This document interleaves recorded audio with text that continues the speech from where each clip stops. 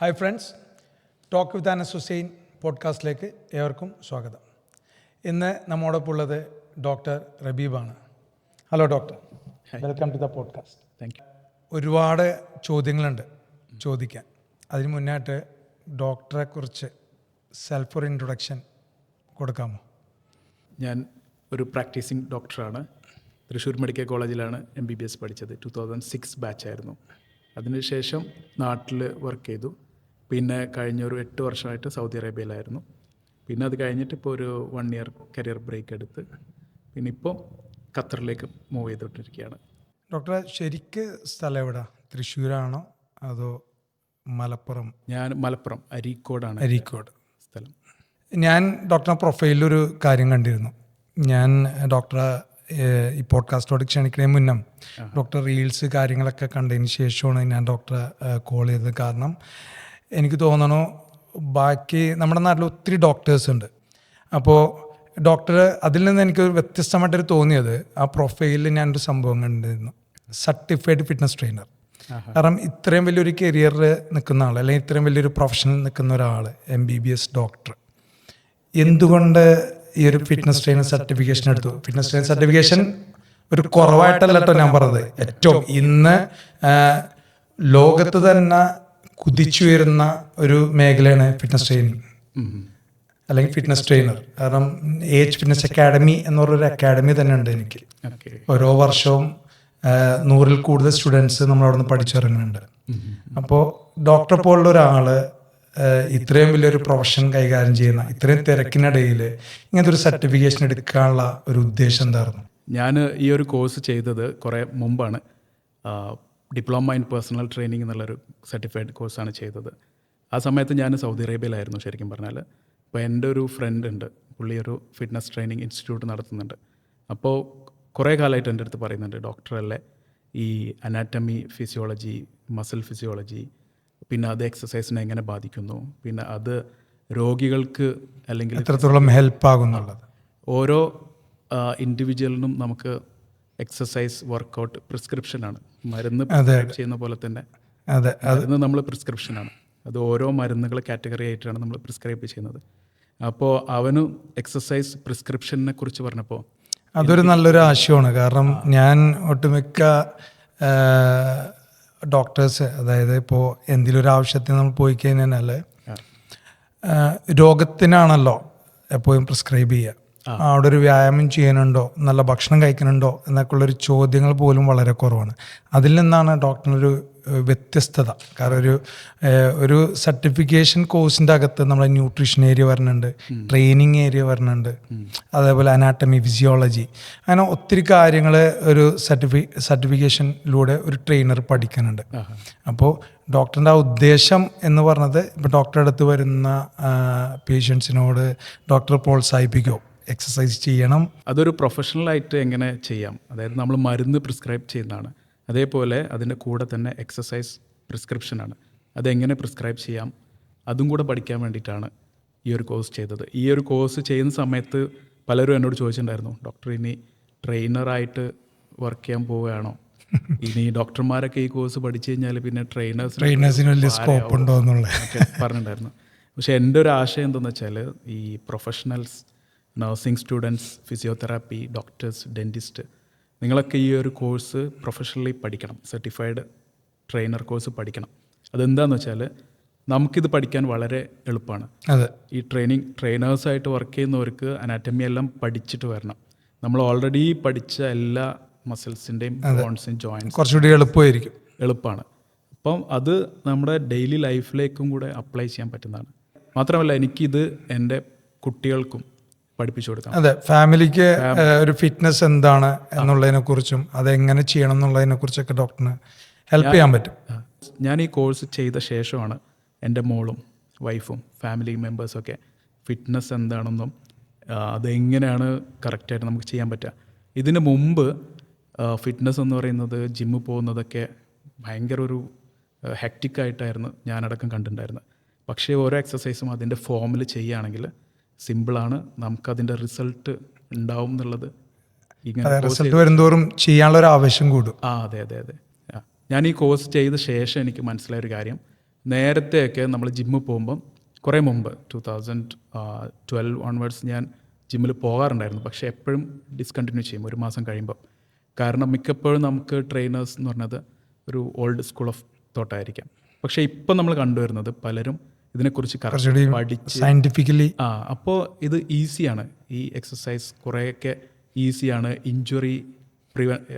Injury കുറവാണ്. നമുക്ക് easy ആയിട്ട് ചെയ്യാൻ പറ്റും. ഡോക്ടർ ഉദ്ദേശിച്ചത് ഓൾഡ് സ്കൂൾ എന്ന് പറയുന്നത് ഒരേ പാറ്റേൺ തന്നെ എല്ലാവരും ഫോളോ അപ്പ് ചെയ്യണ രീതിയാണോ?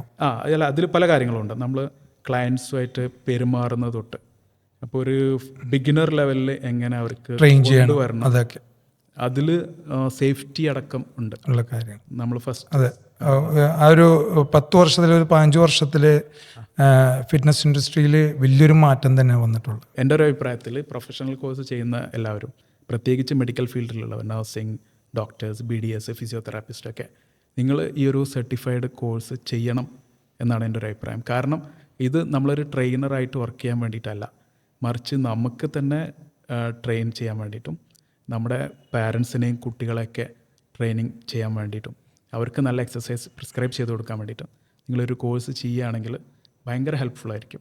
ഡോക്ടറെ, ഇപ്പോൾ പൊതുവേ ഡോക്ടേഴ്സ് ഇങ്ങനെ എനിക്ക് തോന്നുന്നു പഴയതിനേക്കാളൊക്കെ ഒത്തിരി വ്യത്യസ്തമായിട്ടുള്ള കാര്യങ്ങളൊക്കെ നമുക്ക് വരുന്നുണ്ട്. കാരണം വലിയൊരു കോൺട്രവേഴ്സിയാണ് നമ്മുടെ ഈ ഫിറ്റ്നസ് ഫീൽഡിൽ നടക്കാറ്. ഇപ്പോൾ ട്രെയിനിങ് ഒരാൾ ഇതാണ് പറയുമ്പോൾ അടുത്ത ആൾ പറയും അങ്ങനെയല്ല ഇതാണ് പറയും, ഡയറ്റിങ്ങിന്, അങ്ങനെ ഒത്തിരി കാര്യങ്ങൾ നടക്കുന്നുണ്ട്. അതൊക്കെ മാറ്റി നിർത്തി ഞാനൊരു കാര്യം ചോദിക്കണത്, എക്സസൈസ് നമ്മൾ 2 കോണിൽ നിൽക്കുന്ന ആൾക്കാരാണ്. അതായത് ഞാൻ ഫിറ്റ്നസ് ഫീൽഡിൽ നിൽക്കുന്നതും ഡോക്ടർ മെഡിക്കൽ ഫീൽഡിൽ നിൽക്കുന്നതാണ്. പക്ഷെ നമ്മുടെ ഉദ്ദേശം എന്ന് പറയുന്നത് ഒരേ പാതയിലോട്ടേക്ക് വന്നെത്തിച്ചേരുന്നതാണ്. ഒരു കോണിലോട്ടേക്ക് നമ്മൾ എത്തിച്ചേരും. കാരണം ഡോക്ടർ വരുന്ന പേഷ്യൻ്റ് ആയിക്കോട്ടെ, എനിക്ക് വന്ന ക്ലയൻ്റ് ആയിക്കോട്ടെ, ആരോഗ്യം എന്നുള്ളൊരു കോൺസെപ്റ്റാണ് നമ്മൾ രണ്ടുപേരും, നമ്മുടെ ഇൻറ്റൻഷൻ അതാണ്. അതെ അതെ. അപ്പോൾ ഈ എക്സസൈസ് ആരോഗ്യത്തിന് എത്രമാത്രം ഇമ്പോർട്ടൻ്റ് ആണ് ഡോക്ടർ ഒന്ന് പറയാമോ? കാരണം ഞാൻ പറയണേക്കാൾ കൂടുതൽ എഫക്റ്റായിരിക്കും ഇതിൽ സർട്ടിഫൈഡ് ആയിട്ടുള്ള, അല്ലെങ്കിൽ ജിമ്മിൽ നിരന്തരം വർക്കൗട്ട് ചെയ്യുന്ന, നല്ല ഭക്ഷണം കഴിക്കുന്ന ഡോക്ടർ അത് പറയുമ്പോൾ കുറച്ചും കൂടി എഫക്റ്റായിരിക്കും. ഇതിൽ ഞാൻ ശ്രദ്ധിച്ചൊരു കാര്യം, ഇപ്പം ഞാനിത് തിയററ്റിക്കലി പഠിച്ചിട്ടുണ്ടെങ്കിൽ പോലും നിങ്ങളിത് പ്രാക്ടിക്കലി എക്സ്പീരിയൻസ് ചെയ്ത് മസിൽ ബിൽഡ് ചെയ്ത മിസ്റ്റർ ഇന്ത്യ, മിസ്റ്റർ ഏഷ്യയൊക്കെ പട്ടം നേടിയ ആളാണ്. അപ്പോൾ മസിൽ എങ്ങനെ ബിൽഡ് ചെയ്യണമെന്ന് ഞാൻ നിങ്ങൾക്ക് പഠിപ്പിച്ചു തരേണ്ട ആവശ്യമില്ല. അതേപോലെ എങ്ങനെ അത് നമ്മുടെ ഹെൽത്തിനെ ബാധിക്കുന്നു, പോസിറ്റീവായിട്ടും നെഗറ്റീവായിട്ടും, അത് നിങ്ങൾക്ക് കറക്റ്റായിട്ട് അറിയാം. ആരോഗ്യമാണ് ഏറ്റവും വലിയ ധനം. നമ്മൾ ഈ കഷ്ടപ്പെടുന്നൊക്കെ നമ്മൾ ഹെൽത്തി ആയിട്ടിരിക്കാൻ വേണ്ടിയിട്ടാണ്. നമ്മളും അതിൻ്റെ ഒപ്പം തന്നെ നമ്മുടെ കുടുംബം, അച്ഛനും അമ്മയും മക്കളും വൈഫും എല്ലാം. ഇപ്പോൾ നമ്മൾ ഏറ്റവും കൂടുതൽ ചർച്ച ചെയ്തുകൊണ്ടിരിക്കുന്നത് ആൻറ്റി ഏജിങ്ങിനെ കുറിച്ചും ലോഞ്ചിവിറ്റിയെക്കുറിച്ചൊക്കെയാണ്. ദീർഘായുസ്, നല്ല ഒരു ഏജിങ്ങിനെ കുറിച്ചാണ്. ബെസ്റ്റ് ആൻറ്റി ഏജിങ് മെഡിസിൻ എന്താണെന്നറിയോ? മസിൽ. നമുക്ക് എന്ത് ഇഞ്ചക്ഷൻ എടുക്കട്ടെ, എന്ത് സപ്ലിമെൻറ്റ്സ് എടുക്കട്ടെ, നമുക്ക് ഏറ്റവും കൂടുതൽ ആൻറ്റി ഏജിങ്ങിന് വേണ്ടി നമുക്ക് വേണ്ടത് നമ്മുടെ ബോഡിയിലെ മസിലാണ്. ഈ മസിൽ പ്രിവെൻറ്റ് ചെയ്യുന്നത്, മസിൽ ലോസ് പ്രിവെൻറ്റ് ചെയ്യുന്നത്, മസിൽ പ്രൊട്ടക്റ്റ് ചെയ്യുന്നത് നമ്മൾ ഈ ഫിറ്റ്നസ്സിലൂടെയാണ്. അവിടെയാണ് മസിലിന് എത്രത്തോളം പ്രാധാന്യമുണ്ടെന്ന് മനസ്സിലാക്കുന്നത്. മസിൽ നമ്മുടെ ഹാർട്ട് ഡിസീസിന്, BP, ഷുഗറിന്, ഡയബറ്റീസിന്, ഇതിനൊക്കെ മസിലിന് വളരെ വലിയ ഇമ്പോർട്ടൻസ് ഉണ്ട്. നമ്മുടെ ശരീരത്തിലെ മസിൽ വേസ്റ്റിംഗ്, അതായത് മസിൽ ലോസ്, സാർക്കോപ്പീനിയ എന്ന് പറയുന്നത്, അതെ, 30-40 കഴിയുമ്പോഴത്തേക്കും എനിക്ക് തോന്നുന്നു പ്രതിവർഷം 2 to 5% വരെയൊക്കെ മസിൽ ലോസ് സംഭവിക്കാറുണ്ട്. അതായത് 10 വർഷം കഴിയുമ്പോഴേക്കും നമുക്ക് 10% മസിൽ ലോസ് പോകും. അതെ, ഇപ്പോൾ 30 വയസ്സുള്ള ആൾ 40 വയസ്സാകുമ്പം അവരുടെ ശരീരത്തിലുള്ള 10% മസിൽ പോകും. അപ്പോൾ ഒരു 70 വയസ്സാകുമ്പോൾ അവർക്ക് 30-40% മസിൽ ലോസ് ആവും. ഇത് ലോസ് ആവാതെ പ്രിവെൻറ്റ് ചെയ്യുന്നതാണ് ആൻറ്റി ഏജിങ് എന്ന് പറയുന്നത്. അപ്പോൾ മസിലിനെ കുറിച്ച് അറിയാതെ നമുക്ക് ആൻറ്റി ഏജിങ് ചെയ്യാൻ പറ്റില്ല. പുറമേ നമുക്ക് ബ്യൂട്ടിഫിക്കേഷനും എസ്തെറ്റിക് കാര്യങ്ങളൊക്കെ ചെയ്യാം, വെയിറ്റ് ലോസ് ചെയ്യാം, പക്ഷേ മസിൽ പ്രിസർവ് ചെയ്യാതെ ആൻറ്റി ഏജിങ് ഒരിക്കലും പോസിബിൾ അല്ല. ഇതിൽ ഉണ്ടല്ലോ ഡോക്ടറെ, ഇപ്പോൾ ജിമ്മുകളിൽ പൊതുവെ ആൾക്കാർ അഡ്മിഷൻ എടുക്കാൻ വരുമ്പോൾ പൊതുവെ പറഞ്ഞൊരു സംഭവമുണ്ട്, എനിക്കൊരു 50 വയസ്സായി, എനിക്കിന് വെയിറ്റൊക്കെ എടുക്കാൻ പറ്റുമോ, അങ്ങനെയുള്ളൊരു ചോദ്യം വരാറുണ്ട്. അതിന് ഡോക്ടർ എന്താ പറയുക? കാരണം ട്രെയിനിങ്ങിന് ഏജ് ഉണ്ട്. എന്നെ സംബന്ധിച്ചിടത്തോളം ഏജ് ഇല്ല. ഡോക്ടറിന് എന്താ അവർക്ക് പറയാം? കാരണം നമ്മൾ ഈ പോഡ്കാസ്റ്റ് കാണുന്നത് സാധാരണ അത് ഫിറ്റ്നസ് സ്നേഹിക്കണം, അതായത് പ്രൊഫഷണൽസ് അല്ലാതെ. ഇപ്പോൾ പ്രൊഫഷണൽസ് നമ്മളിത് പറഞ്ഞു കൊടുക്കേണ്ട കാര്യമില്ല, അവർക്കറിയാം. അപ്പോൾ ഈ ഒരു പോഡ്കാസ്റ്റിലൂടെ ഒരു പക്ഷേ ഫിറ്റ്നസ് ചെയ്യാൻ ആഗ്രഹിക്കുന്നുണ്ടാവും, പക്ഷെ ഒരുപാട് സംശയങ്ങളുണ്ടാവും. അപ്പോൾ ഡോക്ടറിൻ്റെ ഈ ആൻസറിൽ അവരുടെ സംശയങ്ങൾ തീർക്കുക എന്നുള്ളതാണ്. ഞാനും അത് തന്നെയാണ് ഉദ്ദേശിക്കുന്നത്. നമ്മൾ ന്യൂസിൽ എപ്പോഴും കാണും ജിമ്മിൽ പോയി കുഴഞ്ഞു വീണ് മരിച്ചു, ജിമ്മിൽ വന്ന് അറ്റാക്ക് മരിച്ചു, യുവാവ് ജിമ്മിൽ നിന്ന് മരണപ്പെട്ടു. ജിമ്മ് ഒരു ഭയങ്കര ഹൈലൈറ്റ് ആവും. അപ്പോൾ ജിമ്മ് പോകുന്നത് ഇങ്ങനെയൊക്കെ സംഭവിക്കും എന്നുള്ള തോന്നലുണ്ട് പൊതുവെ വിചാരം. അപ്പോൾ അവർ മകൻ ജിമ്മ് പോകുന്നെന്ന് പറഞ്ഞാൽ പലരും ജിമ്മ് പോകണ്ട എന്നൊക്കെ പറയുന്നവരുണ്ടാവും. ജിമ്മ് പോയി കഴിഞ്ഞാൽ നമുക്കതിൻ്റെ പ്രോപ്പറായിട്ട് ഫോം എക്സസൈസ് ഉണ്ട്. അതിലൂടെ ചെയ്ത് കഴിഞ്ഞാലാണ് ഓരോ മസിലിനും അതിൻ്റെ കറക്റ്റ് എഫക്റ്റ് കിട്ടുള്ളൂ. പിന്നെ നിങ്ങൾ ചോദിച്ചു 50 ഇയേഴ്സ് കഴിഞ്ഞ ആൾക്കാർക്ക് 50 വയസ്സാവട്ടെ, 60 വയസ്സാവട്ടെ, 70 വയസ്സാവട്ടെ, ഏജ് ജസ്റ്റ് എ നമ്പർ എന്ന് പറയില്ലേ. നമ്മൾ ഏജ് കൂടുന്തോറും എക്സസൈസ് ചെയ്യുന്നതനുസരിച്ച് മസിൽ സ്ട്രെങ്ത്തിനോടൊപ്പം തന്നെ ബോൺ സ്ട്രെങ്ത് കൂടുന്നുണ്ട്, ഫ്ലെക്സിബിലിറ്റി. അതെ, ബോൺ ഡെൻസിറ്റി കൂടും, എൻഡ്യൂറൻസി, ബോൺ ഡെൻസിറ്റി കൂടും. അതുപോലെ തന്നെ അവരുടെ ജോയിൻറ്റിൻ്റെ സ്ട്രെങ്ത് കൂടും. ഇതിലാണ് ഞാൻ നേരത്തെ പറഞ്ഞത് എക്സസൈസ് പ്രിസ്ക്രിപ്ഷൻ എന്ന് പറയുന്നത്. ഇപ്പോൾ ഒരു മരുന്ന് നമ്മൾ പ്രിസ്ക്രൈബ് ചെയ്യുന്നത് അവരുടെ കണ്ടീഷനൊക്കെ അസസ് ചെയ്തിട്ടാണ്. ഇപ്പോൾ ജിമ്മിൽ ഒരാൾ വരുമ്പം ഏതൊരാൾക്കും ജിമ്മിൽ വരാം, ഈവൻ പ്രഗ്നൻറ്റ് ലേഡിക്കും ജിമ്മിൽ വരാം, ഏജ് ഓവറായിട്ടുള്ള ലേഡീസിന് വരാം, ആർത്രൈറ്റിസ്, ജോയിൻറ്റ് പ്രോബ്ലംസ് ഉള്ളവർക്ക് വരാം, മൂവ്മെൻറ്റ് പ്രോബ്ലംസ് ഉള്ളവർക്ക് വരാം, ഇനി ഹാൻഡിക്യാപ്ഡ് ഉള്ളവർക്ക് വരാം. അവിടെയൊക്കെയാണ് എക്സസൈസ് പ്രിസ്ക്രിപ്ഷൻ എന്ന് പറയുന്നത്. അവർ കറക്റ്റ് അസസ് ചെയ്ത് ഇഞ്ചുറി വരാതെ എങ്ങനെ ട്രെയിൻ ചെയ്യാം, വരാതെ അവരുടെ ആരോഗ്യത്തിനനുസരിച്ച് അല്ലെങ്കിൽ അവരുടെ ശരീരത്തിനനുസരിച്ച് ട്രെയിനിങ് വേണ്ട രീതിയിലുള്ള എക്സസൈസ് ഡെയിലി അതിനനുസരിച്ചുള്ള ഡയറ്റും കൊടുത്തു കഴിഞ്ഞാൽ അവരുടെ ഹെൽത്ത് മൂവ്മെൻറ്റ്സ് എല്ലാം ഇമ്പ്രൂവ് ആക്കി കൊണ്ടുവരാൻ പറ്റും. അവിടെയാണ് നമ്മൾ ട്രെയിൻഡ് ട്രെയിനേഴ്സിനെ ആവശ്യമുള്ളത്. ഇതൊരു കുറേ വർഷങ്ങളായിട്ടുള്ളൊരു സംഭവമാണ് സ്ത്രീകളിൽ. അത് ഇന്നും അത് നിലനിൽക്കുന്നുണ്ടെന്നുള്ളതാണ്. ഇന്ന് ഒരുപാട് മാറ്റങ്ങൾ വന്നിരുന്നു. കാരണം ഇന്ന് എനിക്ക് തോന്നുന്നു ബോഡി ബിൽഡിങ്ങിലായിക്കോട്ടെ, ബാക്കി എന്ത് സ്പോർട്സിലായിക്കോട്ടെ, പ്രത്യേകിച്ച് അത് weight lifting, power lifting, body building, അന്നൊക്കെ ഈ വെയ്റ്റ് ലിഫ്റ്റിങ്ങിലൊക്കെ കുറച്ച് പുറകിലായിരുന്നിടത്ത് ഇന്ന് ഏറ്റവും കൂടുതൽ വരുന്നത് ലേഡീസാണ്. അപ്പോൾ അതിൽ 2 ആൾക്കാരുണ്ട്. അത് കുറച്ച് കഴിഞ്ഞിട്ട് വരാം. അപ്പോൾ ഇതെല്ലാം കണ്ടുകൊണ്ടിട്ട് സാധാരണ ഫിറ്റ്നസ് ആഗ്രഹിച്ച് ജിമ്മിൽ വരുന്ന സ്ത്രീകളുടെ ഒരു ചോദ്യമുണ്ട്, വെയിറ്റ് എനിക്ക് എടുക്കണ്ട, വെയിറ്റ് എടുത്താൽ എനിക്ക് മസിൽ വരും എന്നുള്ളൊരു ചോദ്യം. അപ്പോൾ ആ ഒരു ചോദ്യത്തിന് ഡോക്ടർ എന്ത് ഉത്തരവാദിക്കും കൊടുക്കാം? നമ്മൾ ജിമ്മിൽ പോകുന്നത് മസിൽ പെരുപ്പിക്കാനല്ല, മസിൽ ലോസ് പ്രിവെൻറ്റ് ചെയ്യാനാണ്. ഇപ്പോൾ 30 ഇയേഴ്സിന് മുകളിലുള്ളവരാണെങ്കിൽ ഇപ്പോൾ അതല്ല, വെയിറ്റ് എടുത്തു കഴിഞ്ഞാൽ അവർക്കൊരു മസിൽ ബിൽഡ്, ഇപ്പോൾ എന്നെയൊക്കെ പോലെ വലിയ മസിൽ വരും എന്നുള്ളൊരു ധാരണ സ്ത്രീകൾക്കുണ്ട്. അപ്പോൾ നമുക്കറിയാലോ, ഒരു ഒട്ടുമിക്ക ജിമ്മിൽ പോകുന്നവർക്കറിയാം മെയിൽ ഹോർമോണും ഫീമെയിൽ ഹോർമോണിൻ്റെ ഒരു വ്യത്യാസം. അതനുസരിച്ചിട്ടാണ് അവരുടെ മസിൽ ഗ്രോത്തിലുണ്ടാകുന്ന ഡെവലപ്മെൻറ്റ്. ഇത് മനസ്സിലാക്കാതെയാണ് അവർ പറയണത്. അപ്പോൾ എനിക്ക് തോന്നുന്നു ഡോക്ടർ അത് പറയുമ്പോൾ കുറച്ചും കൂടി അവർക്കൊരു ട്രസ്റ്റ് ഫീൽ ചെയ്യും. ഈ പ്രത്യേകിച്ച് ലേഡീസ് ജിമ്മിൽ പോയി എക്സസൈസ് എടുക്കുന്ന വെയ്റ്റ് ലിഫ്റ്റിംഗ് ഉണ്ടെങ്കിൽ വെയ്റ്റ് എടുക്കുന്നതുകൊണ്ട് അവർക്ക് ജെൻസിനെ കാണുന്ന അത്ര രീതിയിലുള്ള മസിൽ ബിൽഡ് ചെയ്യില്ല. കാരണം ടെസ്റ്റോസ്റ്റിറോൺ, ബാക്കി ഹോർമോൺസിൻ്റെ ഒക്കെ ഡിഫറൻസസ് ഉണ്ട്. ലേഡീസ് ചെയ്യേണ്ടത് വെയ്റ്റ് ലിഫ്റ്റ് അവർക്ക് ചെയ്യാം, ഒരു കുഴപ്പമില്ല, അവർക്ക് പറ്റുന്ന രീതിയിലുള്ള വെയ്റ്റ്. പിന്നെ ഓരോ മസിൽസിനെ നമ്മൾ കോൺസെൻട്രേറ്റ് ചെയ്തിട്ടാണ് സ്പെസിഫൈ ചെയ്തിട്ടാണ് എക്സസൈസ് ചെയ്യുന്നത്. നമ്മുടെ ശരീരത്തിൽ ഒരുപാട് മസിൽസ് ഉണ്ട്. പലരും പറയാം ഞാൻ വീട്ടിൽ ഇത്രയും ജോലി ചെയ്യുന്നുണ്ട്, പിന്നെ ഞാൻ ജിമ്മിൽ പോകേണ്ട ആവശ്യമുണ്ടോ എന്നുള്ളത്. ഈ വീട്ടിൽ ജോലിക്ക് നമ്മുടെ ശരീരത്തിലെ 10% മസിൽസ് മാത്രമായിരിക്കും ഇൻവോൾവ് ആവുന്നത്. ബാക്കി സ്പൈനും ജോയിൻസും ബോൺസൊക്കെയാണ് അതിൽ വരുന്നത്. പിന്നെ അതിലൊരു മൈൻഡ് മസിൽ കണക്ഷനും കൂടിയുണ്ട്. കാരണം വർക്ക് ചെയ്യണതും ട്രെയിൻ ചെയ്യണതും രണ്ടാണ്. അതെ അതെ, ഒരു മസിലിൽ ഫോക്കസ് ചെയ്ത് ചെയ്യുമ്പോൾ അല്ലെങ്കിൽ നമ്മൾ ബ്രെയിൻ മസിലിലേക്കൊരു സിഗ്നൽസ് കൊടുക്കും ഓൾവേസ്. അത് ആ മസിലിനെ അതിൻ്റെ ഗ്രോത്തിനെ ഹെൽപ്പ് ചെയ്യും. അപ്പോൾ നമുക്ക് ഓവറോൾ മസിലിൽ ഒരുപാട് റിയാക്ഷൻസും ഫിസിയോളജിയും ഈ അനാട്ടമിക്ക് അപ്പുറം തന്നെ പലതും നടക്കുന്നുണ്ട്. ബ്രെയിൻ മസിൽ കണക്ഷനും ഓരോ ഹോർമോൺസ് ഉൽപ്പാദിപ്പിക്കപ്പെടുന്നത് ജിമ്മിൽ പോകുന്നത് നമ്മുടെ സ്ട്രെസ്സ് കുറയ്ക്കും. ചിലപ്പോൾ നമുക്ക് ഡിപ്രഷനുള്ളവർക്ക് അത് മാറും. പിന്നെ നമുക്കൊരു സോഷ്യൽ ഇൻട്രാക്ഷൻ വരുന്നുണ്ട്. ലേഡീസ് ജിമ്മിൽ പോകുന്നതുകൊണ്ട് ഒരു കുഴപ്പമില്ല എന്നുള്ളതാണ് എനിക്ക് പറയാനുള്ളത്. അതിലൊരു ചോദ്യം ഡോക്ടർ, ഇപ്പോൾ ചിലർ ഹോം വർക്ക് വീടുകളിൽ ജിമ്മൊക്കെ അറേഞ്ച് ചെയ്യാറുണ്ട്. ഒരു പക്ഷേ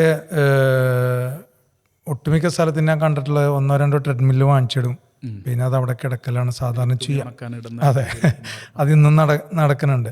അപ്പോൾ എനിക്ക് തോന്നുന്നു സമയം കുറവ് മൂലം ചെയ്യണ ആൾക്കാരുണ്ട്. അവർക്ക് തീരെ പുറത്തോട്ടൊക്കെ പോകാൻ സമയമില്ല. അവിടെയൊക്കെ പണ്ടൊക്കെ ഞാൻ വീടുകളിൽ ട്രെയിൻ ചെയ്യിക്കാൻ പോകാറുണ്ടായിരുന്നു. എനിക്ക് തോന്നുന്നു ഞാൻ കോളേജിൽ പഠിക്കുന്ന സമയത്തൊക്കെ. അപ്പോൾ അവർക്കെന്ന് വെച്ചാൽ വേറെ പോകാനുള്ള ടൈം വളരെ കുറവാണ്. ഇന്ന് എനിക്ക് തോന്നണു ഇന്ന് കുറച്ചും കൂടി വിപുലമായ ജിമ്മുകൾ ഓരോ ജംഗ്ഷനിലും വന്നിട്ടുണ്ട്. ഇന്നത്തെ ഒരു പ്രത്യേകത എന്ന് പറഞ്ഞത് ഓരോ ജംഗ്ഷനിലും ജിമ്മുണ്ട്.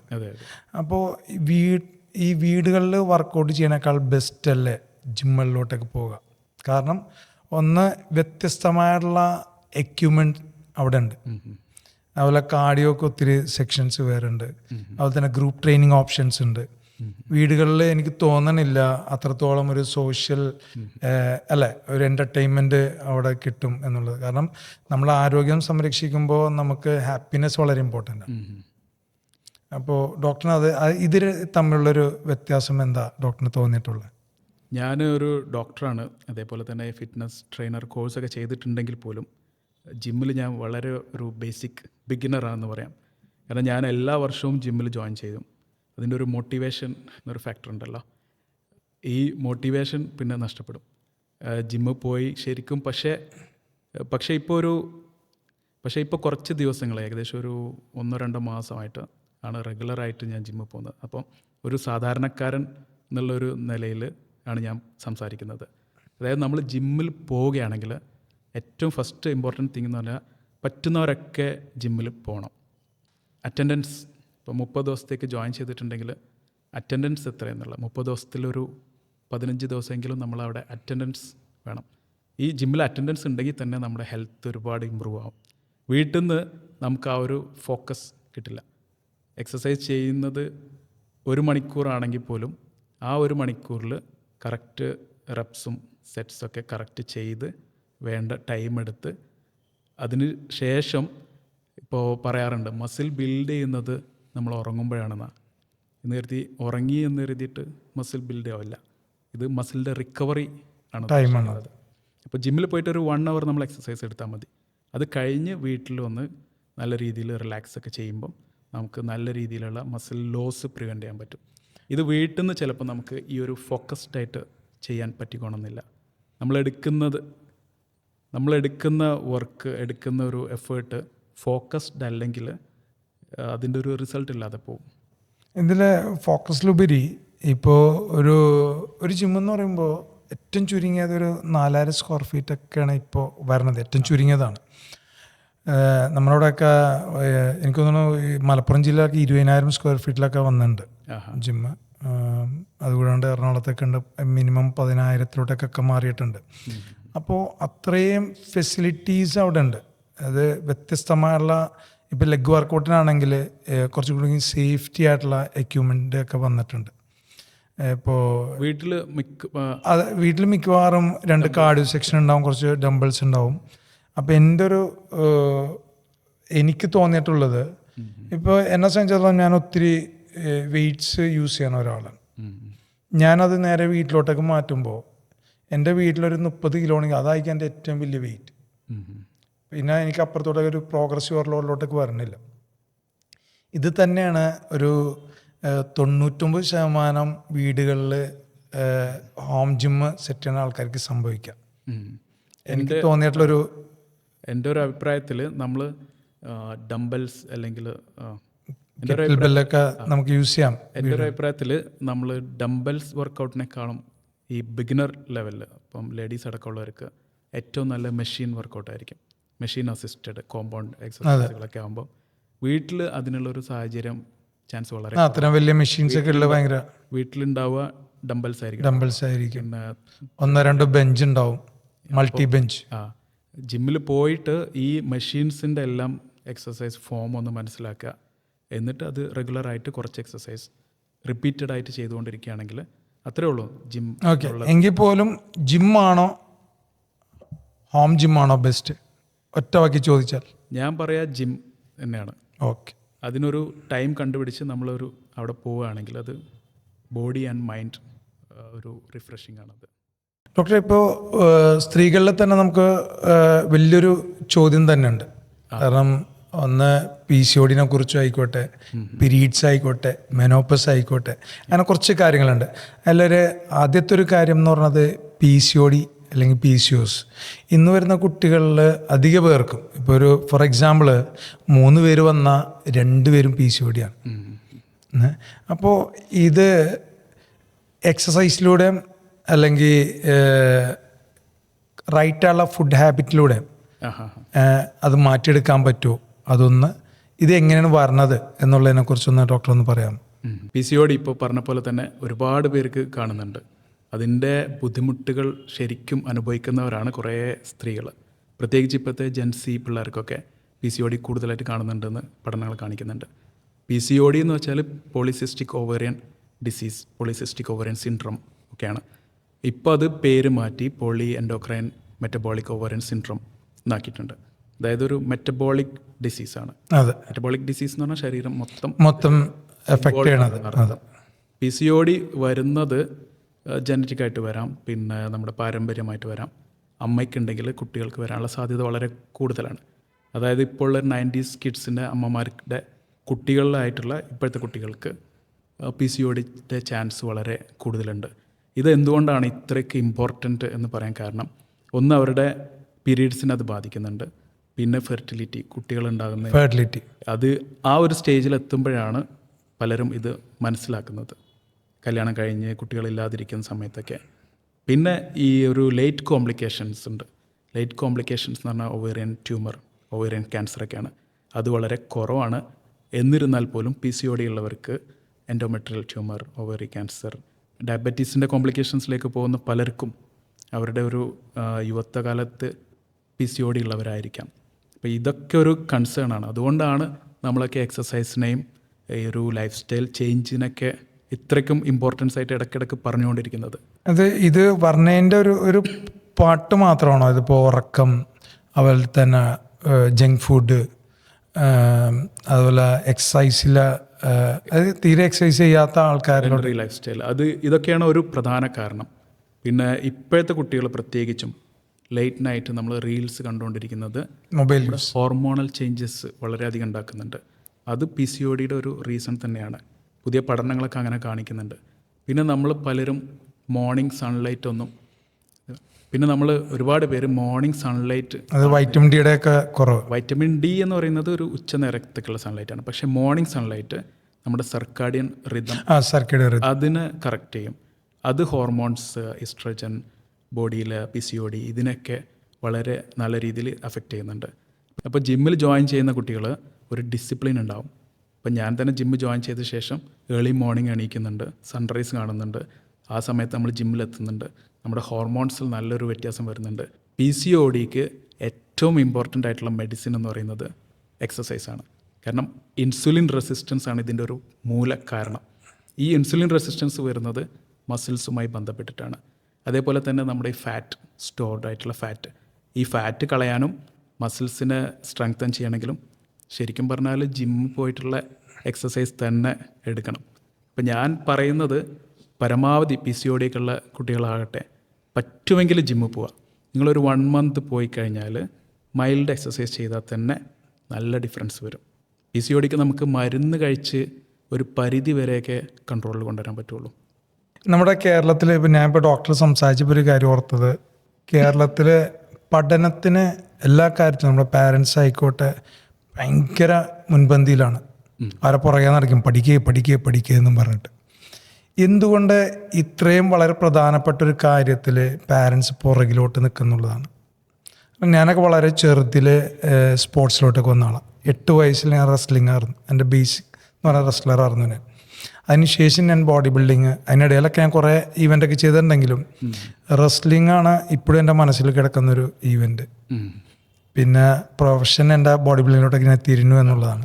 അപ്പോൾ ഇന്നും ഈ ഒരു 2026 കാലഘട്ടത്തിൽ പോലും കുട്ടികൾക്ക് ഫിറ്റ്നസ് എന്താണെന്ന് പറഞ്ഞു കൊടുക്കാനോ അതിൻ്റെ ഇമ്പോർട്ടൻസ് എന്താണെന്നുള്ളതിനെ കുറിച്ച് പോലും നമ്മുടെ ഈ പാരൻസ് അല്ലെങ്കിൽ ഇന്ന് എന്താ പറയുക, കുട്ടികളെ നോക്കുന്ന പാരൻസിന് അതിൻ്റെ ഇമ്പോർട്ടൻസ് അറിയാനിട്ടാണോ അതോ അറിഞ്ഞിട്ട് അത് വിടാനിട്ടാണോ എന്നൊക്കെയുള്ളതിനെക്കുറിച്ച് എനിക്ക് പലപ്പോഴും ഡൗട്ട് തോന്നാറുണ്ട്. കാരണം ഒരു ഏജ് കഴിഞ്ഞിട്ട് അവരെ തല്ലി പറഞ്ഞിട്ട് കാര്യമില്ല. ഇപ്പോൾ എൻ്റെ ജിമ്മിൽ കുട്ടികൾ വരുന്നുണ്ട്, പെൺകുട്ടികൾ ഏതാണ്ട് ഒരു 100 കിലോക്ക് അടുത്തുണ്ട് ഡോക്ടർ ഒരു കുട്ടി ജോയിൻ ചെയ്തത്. ഈ സമയത്താണ് അവർക്ക് പേടി, അതായത് കുട്ടിക്ക് വയ്യാതാകോ, കുട്ടിക്ക് എന്തെങ്കിലും അസുഖം വരുമോ, അങ്ങനെയുള്ളൊരു ഭയം ഈ ഒരു സമയത്താണ്. എന്നാൽ ഇതേ ഭയം അവർക്ക് ചെറുതിലെ ആ കുട്ടികൾ പഠിക്ക് എന്ന് പറഞ്ഞ സമയത്തോടുകൂടി മോനെ കളിക്ക് എന്നുകൂടി പറയണത് നന്നായിരിക്കില്ലേ? പാരൻസ് ഇതിനെക്കുറിച്ച് പറഞ്ഞു കൊടുക്കുന്നില്ല എന്നുള്ളൊരു സത്യമാണ്.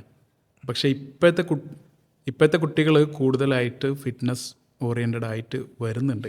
കുറേ വ്യത്യാസം വന്നിട്ടുണ്ട്. പക്ഷെ അതിനിടയ്ക്കുള്ള ഒരു ജനറേഷൻ അവരാണ് കൂടുതൽ ഒബീസായിട്ടും PCOD പ്രോബ്ലംസ് ഒക്കെ ആയിട്ട് വരുന്നത്. എൻ്റെ ഒരു അഭിപ്രായത്തിൽ നമ്മൾ ഈ ഒരു എഡ്യൂക്കേഷൻ്റെ ഭാഗമായിട്ട് തന്നെ ഫിറ്റ്നസ് എന്ന് പറയുന്ന ഒരു സംഗതിയും കൂടെ ഉൾപ്പെടുത്തണം. ഓരോ മസിൽസിനെയും അതിൻ്റെ ഫങ്ഷനും അതിന് വേണ്ടിയിട്ടുള്ള എക്സസൈസുകളൊക്കെ ഒരു ബേസിക് അനാറ്റമി, ഫിസിയോളജി, അതെ ന്യൂട്രീഷൻ എന്താണ് എന്നൊക്കെയുള്ളതിനെ കുറിച്ചുള്ളൊരു പീരീഡ് തന്നെ ഉണ്ടാക്കിയാൽ എനിക്ക് തോന്നുന്നു കുറേയൊക്കെ നമ്മുടെ വലിയൊരു ആരോഗ്യ മേഖലയിൽ വലിയൊരു മാറ്റം വരും. കാരണം പ്രതിവർഷം നമ്മുടെ കേരളത്തിലെ ക്യാൻസറിൻ്റെ അതായത് പേഷ്യൻസ് കൂടിക്കൊണ്ടിരിക്കുന്നതാണ്, അല്ല ഡയാലിസിസ് യൂണിറ്റുകൾ കൂടിക്കൊണ്ടിരിക്കുന്നതാണ്. അപ്പോൾ ഇതൊക്കെ ശരിക്ക് നമ്മളുടെ ഹെൽത്ത് ഇൻഡസ്ട്രിയുടെ ഒരു പോരായ്മ തന്നെയല്ല അത്. ഇതിൽ ഒരു ഡയബറ്റീസിൻ്റെ ട്രീറ്റ്മെൻറ്റിൽ നമ്മുടെ ലക്ഷ്യം, ഡോക്ടർ എന്ന നിലയിൽ നമ്മുടെ ലക്ഷ്യം എന്താണെന്ന് വെച്ചാൽ അതിൻ്റെ മാക്രോവാസ്കുലർ ആൻഡ് മൈക്രോവാസ്കുലർ കോംപ്ലിക്കേഷൻസ് വരാതെ നോക്കുക എന്നുള്ളതാണ്. സ്റ്റിൽ ഇതിൻ്റെ മൈക്രോവാസ്കുലർ കോംപ്ലിക്കേഷനാണ് ഡയാലിസിസിലേക്ക് പോകുക എന്നുള്ളത്. ഡയബറ്റീസ് ട്രീറ്റ് ചെയ്തിട്ടും എന്തുകൊണ്ട് ഈ കോംപ്ലിക്കേഷൻ വരുന്നു? എനിക്ക് അവിടെ ഒരു ചോദ്യം, സോറി കേട്ടോ, ഞാൻ ഇടയ്ക്ക് കയറി സംസാരിച്ചിട്ടൊന്നും തോന്നരുത്. എൻ്റെ മദറിന് അങ്ങനെ ഒന്ന് മരണപ്പെട്ടതാണ്. എൻ്റെ മദർ ഡയാലിസിസ് ചെയ്ത് ഒരു 8-9 വർഷത്തോളം ഡയാലിസിസ് ചെയ്ത് മരണപ്പെട്ടതാണ്. അപ്പോൾ അതിൻ്റെ ബുദ്ധിമുട്ട് ഞാൻ നന്നായിട്ട് മനസ്സിലാക്കിയിട്ടുള്ള ഒരാൾ തന്നെയാണ്. അപ്പോൾ ഇത്രയും വർഷമായിട്ട് ഒരു പ്രോപ്പർ ട്രീറ്റ്മെൻറ്റ് എന്നുള്ളതില്ല എന്നുള്ളതാണ് ഞാൻ മനസ്സിലാക്കിയിട്ടുള്ളത്. കാരണം അന്ന് ഞാൻ എൻ്റെ മദറിനെ കേരളത്തിലെ എനിക്ക് തോന്നുന്നു ബെസ്റ്റ് ഡോക്ടറിനാണ്.